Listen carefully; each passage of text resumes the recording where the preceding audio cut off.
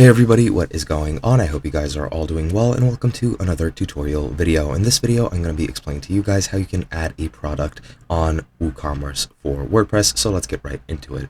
Now, I'm going to be using this official documentation, the reason being that WooCommerce is way too expensive and I can't afford it, so I won't be able to show you guys hands-on. However, I will be using this documentation, which should prove quite useful, and I do recommend you check it out if you're having any difficulties with your product. Now, without further ado, let's get right into it. Now, when you're adding a simple product, what you need to do is just add the product name, the regular price and image, and that is pretty much it. The way you do this is you go into WooCommerce, go to products and add product, enter the name, go to product data, then general. The product type should be defined as the simple product, enter the amount in the regular price field, and then if you need to track inventory, you see the inventory section of the documentation.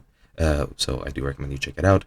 Then in the product image panel, in the right hand column, you need to select the set product image link, and then you need to select the image you want to use.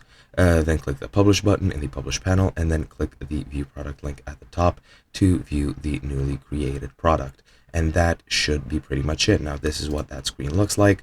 You just need to add the product image over here and add all the necessary data. And once you do, this is what your product will look like. Now, to add a grouped product, you just need to go to add a new product, enter the title, under product data, select the group product form from the top drop-down menu, and then you just need to add the price, and several other fields will disappear. And because group products are a collection of other products, so you don't need to add anything. Then you need to click the publish button in the publish panel, and then that should be pretty much it. And that's basically how you add products to your store. Hope you guys enjoyed, and I'll be seeing you guys in another video.